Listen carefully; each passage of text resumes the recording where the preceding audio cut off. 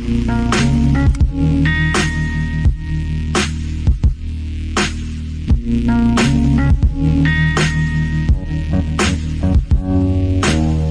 to Doctrine and Devotion, a podcast exploring Christian faith and practice from a Reformed Baptist perspective. My name is Joe Thorne. I'm the lead pastor of Redeemer Fellowship in St. Charles, Illinois. And I'm Jimmy Fowler, executive pastor at Redeemer Fellowship.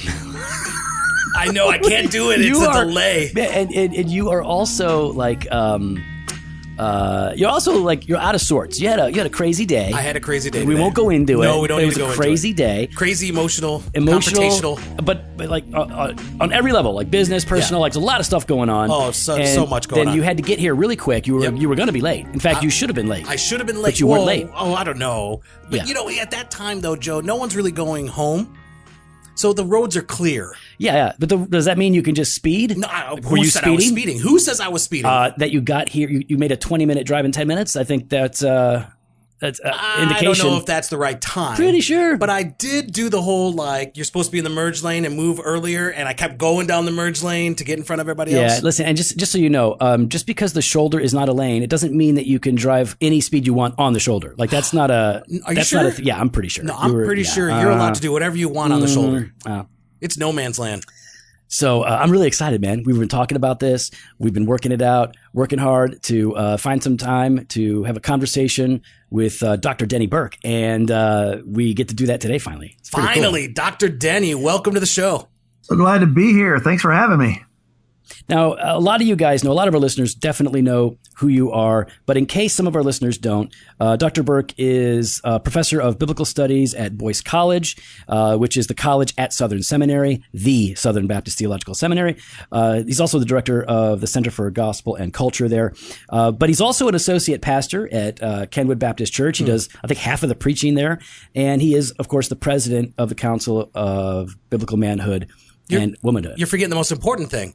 He was one of the founding members of the Backstreet Boys. No, it's a different Burke. That's a different Burke. That's Burke Parson. What are we doing with this guy? No, listen. This is because we're talking about complementarianism. But I thought we're getting Backstreet guy. No, we're getting Backstreet Burke. No.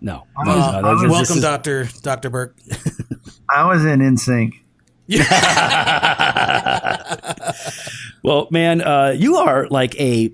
If you guys don't know, like you think about a guy like, okay, so first of all, this guy's super busy. I mean, he wears a lot of hats. Very busy. But Dr. Burke is also wicked smart. Wicked smart. He is let me just tell you this. Like he was writing books. You know, he writes books, but I write books. That doesn't make you smart. He's absolutely written commentaries, but he's also written the Greek grammar. Like real books, not like pamphlets that you have as a bathroom reader. They are pamphlets. They're not staples, so they're not pamphlets. The point is that Denny spends a lot of his time using the gifts that God has given him to think through a lot of critical issues that the church is facing today, and then to interact with those issues and then respond to them in a way that the church can really benefit from. And so really we wanted to talk to you a bit about complementarianism. And maybe we could start with this. You're the president for CBMW. Can you explain what that organization is? Yeah, absolutely. CBMW stands for the Council on Biblical Manhood and Womanhood, and it was formed back in 1987 when John Piper and Wayne Grudem and a handful of others came together, and they were just looking at the culture, not only outside of evangelicalism, but within evangelicalism, and we're noticing feminism was beginning to have more and more of an influence, even within church culture, and they wanted to stake a claim of what does the Bible really say about manhood and womanhood. And so they came together in 1987 in Danvers, Massachusetts, and they drafted a statement called the Danvers, we now know of as called the Danvers Statement, which outlines a series of principles on manhood and womanhood and what, and in particular, what the scriptures say about it. And that ended up, the Danvers Statement ended up being the basis for our organization, which they all founded out of that meeting. And so Council on Biblical Manhood and Womanhood came from that, and it was created to promote the Danvers vision of manhood and womanhood, which is a complementarian vision of manhood and womanhood. Although interestingly, if you read the Danvers statement, you will not find the word complementarian in there anywhere. That was something that came a little bit after as a way to summarize the teaching, but the teaching is the substance of it. So CBMW was founded 30 years ago for that. Something pretty significant, however, happened very recently. So 1987 was the original statement. 2017, 30 years later, another group of church leaders and academics came together, a larger group, in Nashville to talk about current challenges that have been facing the church, and to see if we couldn't hammer out a new consensus statement to address these newer issues. And those newer issues are related to the older issues, but are different. The newer issues are dealing with sexuality and gender, in particular the transgender challenge. And so we all met in Nashville in 2017, came up with another statement, which is now known as the Nashville Statement, which tries to apply just basically a biblical anthropology to what the culture is saying about sexuality and gender now. And so it's a statement basically dealing with homosexuality, marriage, and transgenderism. So as of 2017, CBMW now is Danvers and Nashville. So we do both things now. Yeah, we did an episode on the Nashville Statement when that came out. We liked it, and thought that was a really interesting and needed conversation to be had. And so, yeah, we definitely appreciate that. So you are the president, though, of CBMW. Yeah. Oh, what does the president do? Do you actually have a job, or are you just like the pretty face? And do they all call you El Presidente? Oh, more important. That's fine. I like Bishop. Just kidding. El Capitan is fine.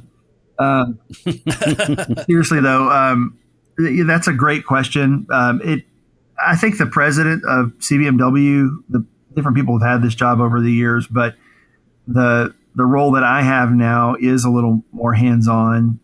It used to be that the executive director did everything, but the president, now me, works hand in hand with the executive director, and we do a lot together. But for me, what that means is casting a vision. It means speaking a lot. It means the staff, our small staff, reports to me. And our goal is basically to spread the vision that's reflected in the Danvers and Nashville statements through providing conferences. We provide resources. We have a website with a huge amount of resources available for free for people to download. And so that's what my role is overseeing all of that.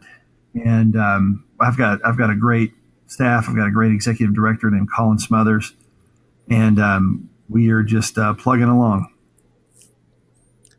Yeah, we keep talking about complementarianism, and do you mind for our listeners, Denny? Do you mind just how would you define complementarianism? Yeah, complementarianism is really, the word is not compliment, like I'm giving you a compliment. Yeah, it's not. Joe, I thought you're supposed to be complimenting me all the time and how great I am. I think you're both swell fellows, and thanks, Denny. That would be a compliment. But if I said you're a swell fellow, and then you said to me, "Well, we think you're a swell fellow too," those would be complimentary compliments.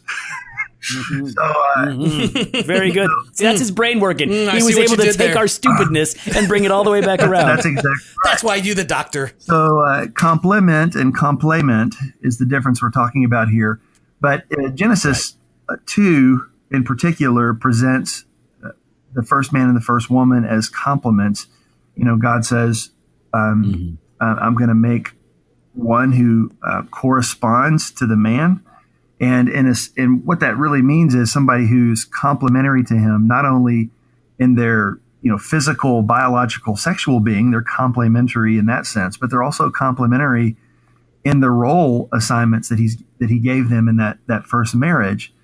And so in Genesis 2, it's really clear that God has given the man a special responsibility of leadership and protection and provision in that first marriage, and he's given the woman responsibility to affirm that leadership and follow that leadership. Now, those are complementary roles that God has given to them, and so that's why we call it complementarianism.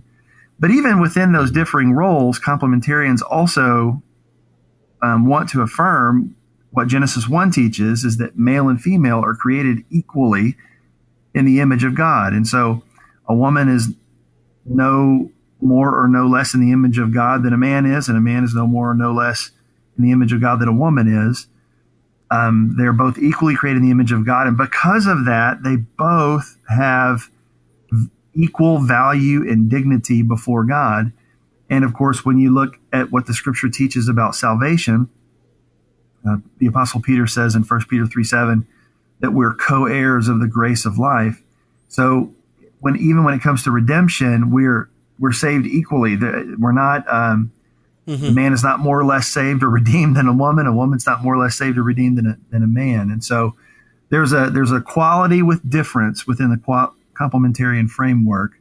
But those differing roles of leadership and affirming that leadership, those are the ones that tend to be the ones that are on the front end of cultural conversation, because that particular piece is the one that seems to contradict the spirit of the age the most.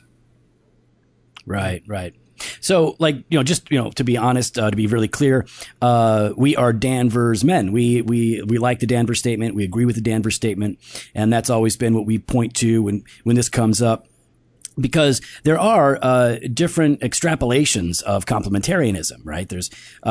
There are some that, colloquially, some people say that they're hard complementarian versus soft complementarian. People have different ideas about the extent of authority of the husband in marriage. So maybe before we get into some of those issues, can you maybe paint a picture for us? What does... Maybe just give us one picture of what healthy complementarianism looks like in a marriage, right? Just a picture. It can't be a full picture, of course, but maybe what is one way that you could see healthy complementarianism working in a marriage? And then maybe you could paint a picture for us of what unhealthy, bad complementarianism would look like, in which case, in my opinion, it wouldn't really be complementarianism. It would be something else. But clearly there are people that, take like Calvinism, for example, and become hyper-Calvinists. And so we would want to say, well, okay, we're Calvinists, but we don't like hyper-Calvinism. Here's what that looks like. So can you give us a picture of what healthy complementarianism looks like, and then maybe what unhealthy complementarianism looks like? Sure. Whenever I teach about this, I try to, especially when I teach on headship, I try to explain to men in particular that complementarianism is not micromanaging your wife. And so if you're in general, if you're a personality that's inclined to equate leadership with micromanagement, you're probably going to get headship wrong, because you're going to get leadership wrong. If you're also the kind of person that's inclined to think about leadership as something that exists to serve yourself, you're going to get complementarianism wrong, because what complementarianism is, it's based on the way that Jesus relates to the church. And so the healthiest picture that you can portray of complementarianism is the way that Jesus loves the church and the way that the church relates to Jesus. So if you look at Ephesians 5, for instance, it talks about husbands, love your wives just as Christ loved the church and gave himself up for her, that he might sanctify her, having cleansed her by the washing of the water with the word, that he might present to himself the church in all her glory, having no spot or wrinkle or any such thing, but that she should be holy and blameless. So husbands ought also to love their own wives as their own bodies. He who loves his own wife loves himself, for nobody ever hated his own flesh, but nourishes and cherishes it, just as Christ also does the church. So the picture in Scripture of the most healthy complementarian relationship is that between Christ and the church. And it's an analogy, and all analogies break down if you press them too far. But what Jesus is doing in relation to his church, he's leading his church, but he's doing it in a way that's self-sacrificial. Jesus says the Son of Man did not come to be served, but to serve and to give his life as a ransom for many. So, Jesus, there's real leadership, there's real authority in Jesus's relationship with the church. but it's a self-sacrificial authority that seeks the good and the flourishing of those that are he's in leadership over. And so Jesus is the perfect model of that. And so, Paul says in Ephesians 5 that marriage exists actually to draw attention to that relationship of Christ to his church. So what that means is that for husbands to be in a healthy, complementarian relationship with their wives, it means they're called to lead and to provide and to protect their wives. That's what husbands are called to. That's what Jesus has done and is doing for the church, and that's what husbands are called to do for their wives. Their headship does not exist so that everybody else can serve his needs. His headship exists so that he can serve their needs and lead them in a way that's God honoring. And so for women, what that means is that you want to accept and to embrace and endorse and affirm that leadership in any way that you possibly can. Paul says in Ephesians 5 that women are to be subject to their own husbands as to the Lord. And so he draws that analogy in again. And so a healthy complementarian relationship is not one of micromanagement and self-serving, abusive coercion of women. That's not what it is. It is a self-sacrificial leadership, casting of a vision for a family and leading that family in that vision. Yeah, and Denny, this is one of the things that really excited me when you took over with the CBMW. The day that you kind of put out like this, not press release, but this statement, I was really excited by the whole. It was about 5 pages or a couple pages long, whatever it was. But there was one phrase, this one statement, this one paragraph that I really loved. You said, "We want to affirm that a biblical view of complementarity blesses, honors, and protects women. To this end, I would like to revisit CBMW's statement against abuse to reiterate that the abuse of women is a serious crime and has no place in a complementarian framework." And I mean, so I love hearing what you're talking about for healthy complementarianism, about it's not there to just have everyone serve you. It's not there to wield power over others, but to sacrificially love and care for those that have been entrusted to you. Yeah, and exactly. If headship is not blessing and honoring and women, it's not what the Bible is calling us to do. And one of the things, if you read the Danvers statement, one of the things that it says is it talks about what headship is, but then it talks about what distortions of manhood are. And it says in the home, a husband's loving, humble headship tends to be replaced by domination or passivity. Yeah. So what you can have on the one hand in the distortion category is domination, abuse, all kinds of self-serving styles of leadership which fly the banner falsely of complementarianism. It's not really complementarianism at all.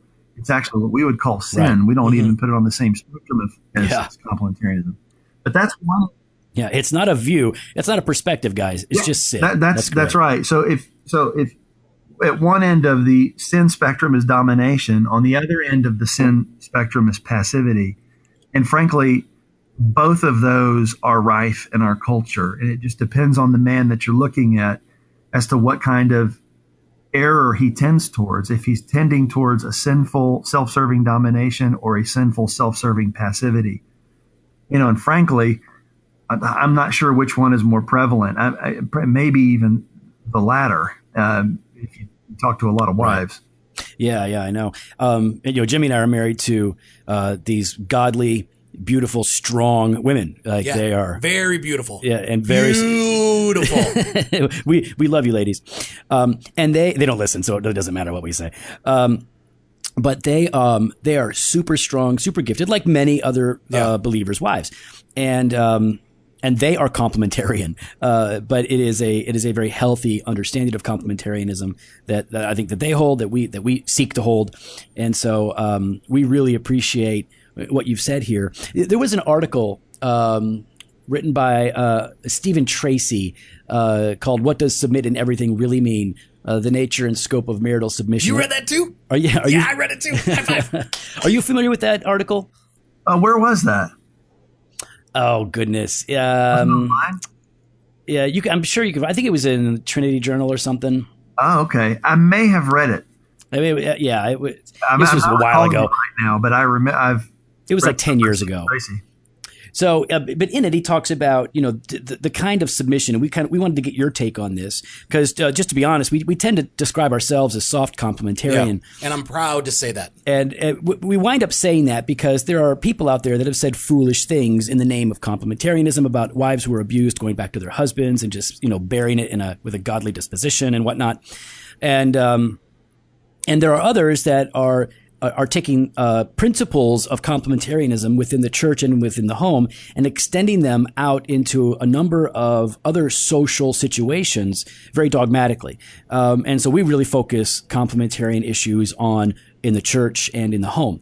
So we tend to call ourselves soft complementarian. But what this guy does is, Tracy argues that regarding the extent to which wives are supposed to submit to their husbands in all things. He talks about unqualified authority that the husband has, or a single qualification authority, which is unless he's asking you to do something sinful, don't obey that. Otherwise, everything else he has authority and you need to submit. And then there is what he calls multiple qualification authority, which really reframes it and talks about the idea of headship and authority being more of an emphasis on responsibility for the whole and the sacrificial love and care for his wife. And of course, these are just the way he's breaking it down. But we would love to hear your thoughts on the extent of authority that a husband has over his wife and where that authority comes to an end. Yeah. So in whenever I teach on Ephesians 5, I teach on this very issue because Paul does say wives are supposed to submit to their husbands in everything. And so the question you have to ask is, everything? Yeah. What does it mean by everything? Really? I mean, Paul, do you know what's going on in the world? But the thing is that when you look at these analogies, there's an analogy between Christ's headship and a husband's headship. Mm-hmm. As I said before, if you press it too far, the analogy breaks down. Jesus is perfect. Okay. So every time he gives us a command, we should obey it. He never errs. He never makes a mistake. He never sins. The same is not true of men and husbands in general. They're sinners. And so whenever I teach on this passage, the built-in qualification here that I think Paul acknowledges, and I think I can demonstrate it from Scripture, the built-in qualification is that a woman would never want to submit to sin or to abuse, either one of those two things. You can think of in fact, if a husband was calling his wife to submit to one of those two things, I would cite the example of the apostles in Acts chapter 4 and 5, when they were called on to defy God's word because of a secular authority. They said it's better for us to obey God rather than men. And so all human authorities are derivative authorities from God's ultimate authority. And no human authority is authorized by God to defy his authority or to call other people to defy his authority. So the call to affirm a husband's leadership is not just a blanket, do whatever he says. That's not what it is. That's right. It's a freedom to affirm his leadership, accepting those things that wherein he would call you to sin or to submit to abuse. I would say that those two things are definitely limitations. And so like the abuse thing is interesting because, or maybe complicated is a better word, because, if the husband is saying, I don't want you to watch that TV show because it annoys me, or I don't, you know, and I'm not talking about something that you could argue moral grounds on, like Game of Thrones or something. People could argue moral grounds or The Bachelor. Or The Bachelor, right? So let's just say, like, I don't want you watching that show. We're going to watch what I want to watch. You know, in your mind, that sort of a thing pressed could become sin. Or a very mild form of abuse. Would that be a fair thing to say? Like, is she supposed to submit to him and only watch what he wants to watch if he isn't giving her the chance to watch TV? You're labeling that abuse? I'm asking you if you would see that as a mild. That is wrong.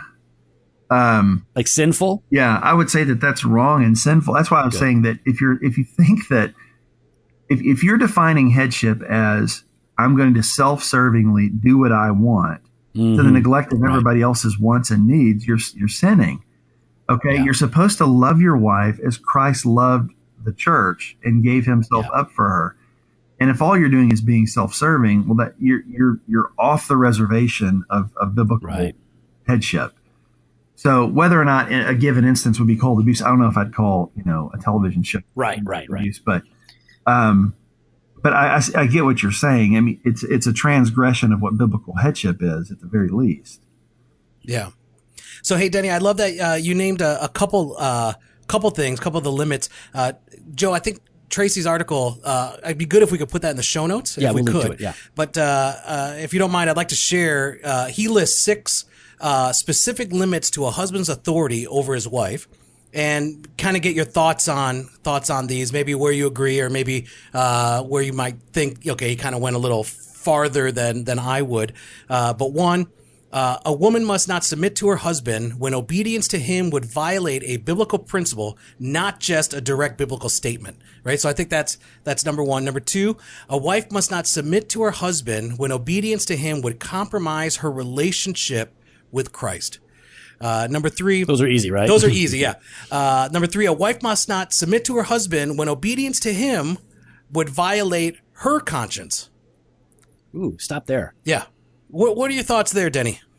Well, the Bible teaches that whatever is not from faith is sin. You can never advise somebody to violate their own conscience. I think it would be in the category of the first 2.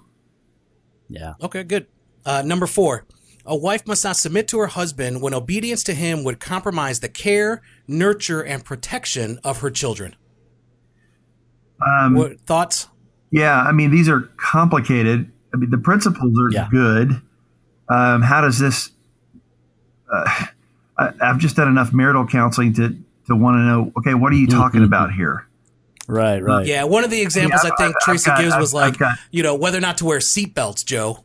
Whether the kids could wear seatbelts. Yeah, they got to wear seatbelts. My kids always wear seatbelts. Well, my kids always wear seatbelts. Oh, yeah, your kids, but you don't. Yeah. But either way, you're kind of that person where, the father would say, nah, they don't need to wear seatbelts. No, I don't say that. No, I'm saying this guy. Oh, this okay. is the example from All the thing, right? Yeah.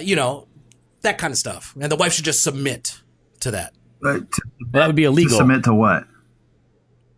The husband's ruling that the kids don't have to wear seatbelts. Oh, well, this is. But I think they're also going deeper on physical abuse, emotional abuse, sexual abuse. Wait, how do those relate to the seatbelt thing? Oh, he just has multiple examples. Okay. Is what I'm trying to say. Yeah, I mean, those are. So yeah, I know it's subjective. Those are ones where if I had 2 people in my church and you had a husband and a wife having an argument over this, I'm going to be on the wife's side and say, you're being stupid. Okay. You know what I mean? If it were, flipped around, I would probably be on the husband's side if he were the one arguing for the seatbelts. In other words, I'd be trying to push both parents to do the thing that is most safe for the children, and trying to get the one who was digging their heels in to come around to that, whoever it was. These examples and these statements sound, I think, to you and to Jimmy and I like no brainers. But I think the reason he wrote the article, and this was back in 2008, I think the reason he wrote the article and are giving these lists is because there are those who, wear the complementarian T-shirt who really are self-serving, domineering, and they say, if you can't point out a verse that says that what I'm doing is sin, then you have to obey me. I think that's why, it's just good to ask you as the president of CBMW, just to get your take on these things, because some people get legitimately confused, or because there are people out there who don't like complementarianism, but what they really don't like is not complementarianism, but the caricature of it. Yeah. That is sometimes We've presented. had a lot of bad examples of that. Bad examples, and then misinformation about complementarianism as well by some egalitarians. This is a bona fide question coming from President CBMW. Maybe you don't have to name names. Are you thinking of specific examples of this? Because I'll hear this from time to time, and I'm trying to think what mainstream complementarian. Oh, I'm not even thinking about. Well, I mean, John Piper has said some things that are a little over the top in my estimation on complementarianism. But I'm really thinking more about just men in churches, men in conservative evangelical churches that have gone too far with the complementarian view. That's really what I'm thinking about. Yeah, well, I mean, whenever I observe that, I mean, it's not something actually. Whenever I observe that, I'm encouraging churches to bring their discipline to bear on those. Yeah. On those men. Yeah, I agree. If there's somebody that's being foolish, I think the church needs to intervene there. If there's somebody who's being abusive, the church definitely needs to intervene there, and also report. But so I don't know how to deal with these things apart from the context of a covenant community where there's accountability. Oh, I like that. Yeah. I have a problem with these, anybody who would say that they're living out complementarianism, but they're not subject to a community that holds to a biblical vision. Yeah, I love it. Good. If that's not happening, listen, this is what happens. You're going to have all manner of spiritual infidelities where people are not subject to a disciplined congregation. Yeah. So, there's no healthy life outside of the church, man. That's for sure, especially when it comes to these issues. And if anybody that's out there kind of doing the Lone Ranger, thing and thinking they're calling this complementarianism, it's just not, because husbandly authority is going to submit to godly authority, which is church authority. And if your family is not in that kind of a context, I would say that you've got an abdication right there. Oh, so good. That was really good. We love that, Denny. Listen, what about complementarianism within evangelicalism? Like, I know that's kind of hard to nail down because evangelicalism is whatever it is. But what about in the SBC? You're a Southern Baptist. I'm a Southern Baptist. Jimmy says we're all Southern Baptists here. We just did an episode on what that is and how that works. What do you think the state of complementarianism is in Southern Baptist life? I think our confessional statement is clear. Oh, yeah. About the same things that the Danvers statement is clear about. So the Danvers statement and the Baptist Faith and Message both talk about that God has called men to be the heads of their homes, and that certain leadership positions with the church are limited to qualified men. So what you have specified in Danvers and in this Baptist Faith and Message is a complementarian framework for the church and the home. But what about the average church out there? Like our average churches, where are they? How do you think they're doing with the issue? Yeah. So, I was coming around the mountain with that. Slow down, Joe. I gotta hear it. I want to know. Slow your roll. Yeah. I think that most churches are theologically naive, not just about this, but about a whole host of issues. Sure, yeah. That may be addressed in our doctrinal statement. I think when it comes to the way that family dynamics and what God calls men to be, what God calls family to be, I think there's an absolute crisis in our churches. Yeah. And it's one that relates to complementarianism. But if you look at the way that our churches over the last several decades have responded to the divorce culture, and the way that marriages disintegrate in churches and churches do nothing about it, that's a symptom of deep problems within the church's own discipline and order. And it's a symptom of the fact that they're not really pastoring families to be what God has called them to be. So when I look out now, that's an evangelical problem across the board. I think it's something that Southern Baptists are need to work on. We actually I think that we actually have teach. I was just going to say we actually do teach on complementarianism in our membership class. Yeah. Yeah. So I would when a church tells me that, I tend to think of that as exceptional. Right. Just in my experience of the churches across. Finally, Joe, you did something good. Yeah. So, I mean, I think that that's exceptional. I think that that's good, but I would like to see churches more biblically and theologically engaged, because all these things we're talking about are downstream from biblical teaching, and people tend to not even know what that is. And if they do know what it is, in a lot of places, it's not enforced within the church. And that's where you have a big problem. So it kind of depends on where you are and what church you're in. I mean, in our church, we have clear complementarian commitments that everybody understands, and there's no question mark about it. But I don't necessarily see that as the norm.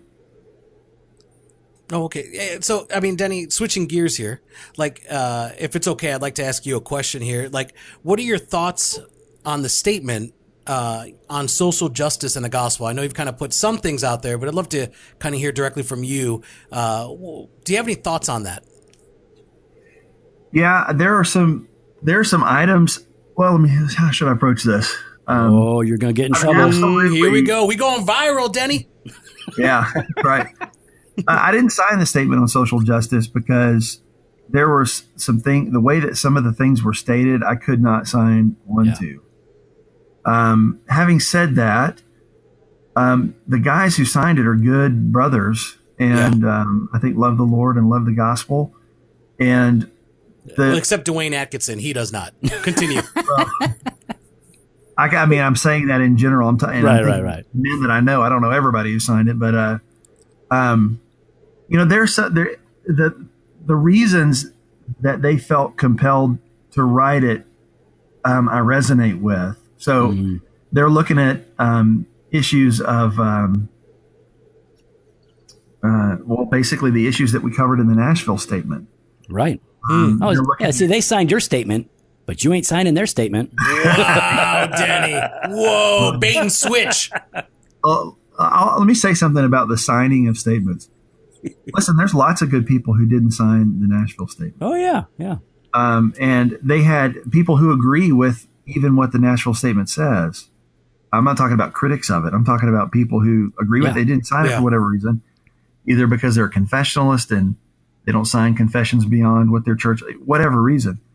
So when it comes to signatures on statements, for me and for what we were hoping to achieve with the Nashville statement, it's not to declare who's in and who's out. The reason that we wanted signatures, especially the initial signatories, was to commend this to as broad an audience as possible.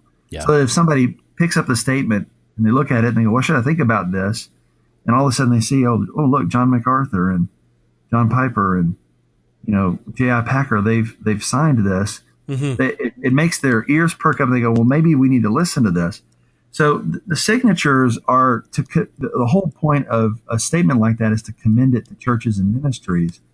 And you don't want to infer from that if some person's name is off of it, that they're somehow off the reservation. Now, some people's names are off of it, may be off the reservation.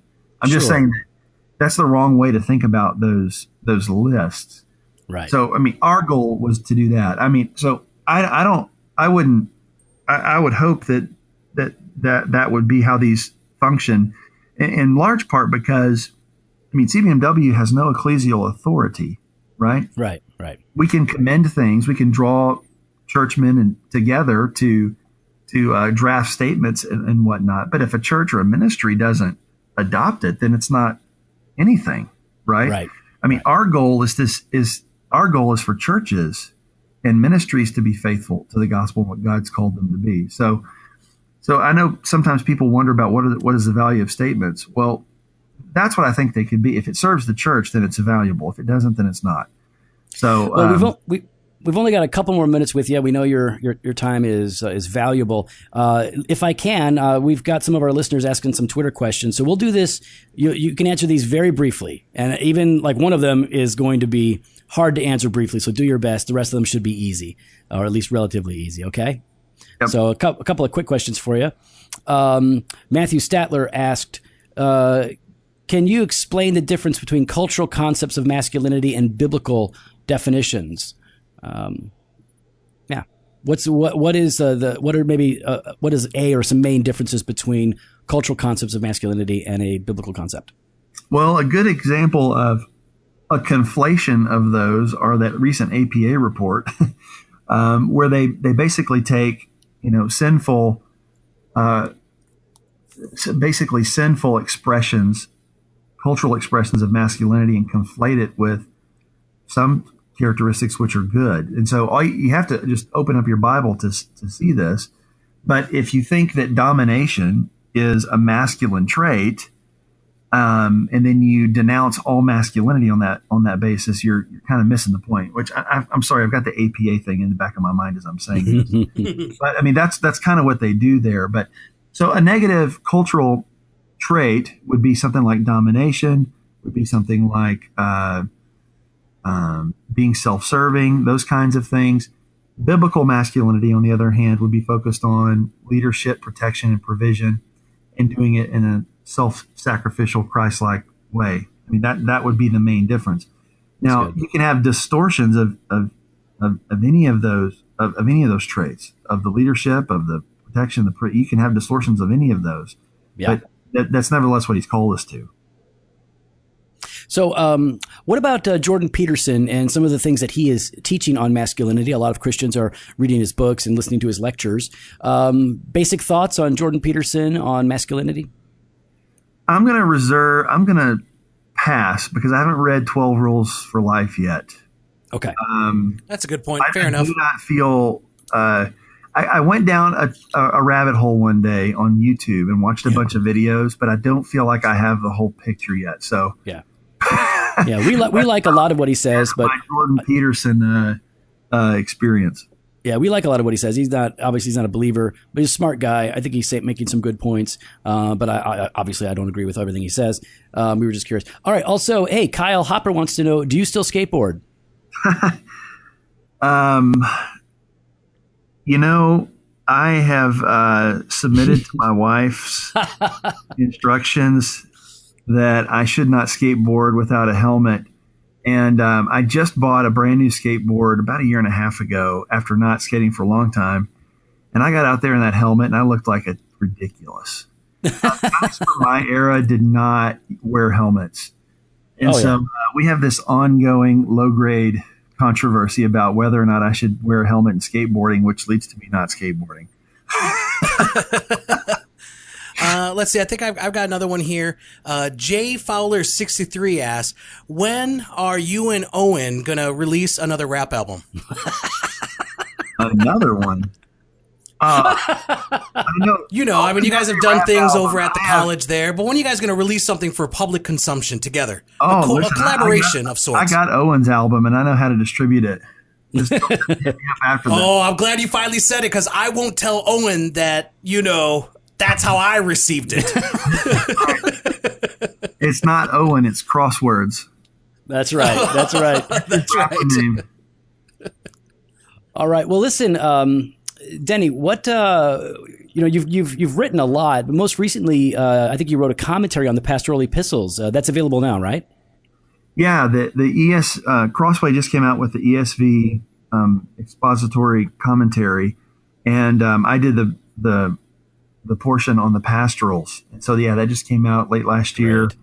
And man, it was a joy to write and to be a part of.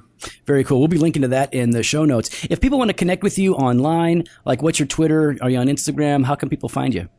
Twitter.com, Denny Burk, DENNYBURK. And then hang on a second. Hang on. Oh, wait, hang stop on. it. Wait. So wait, your handle is just Denny Burk, right? There's no underscore or numbers in there? I hate you.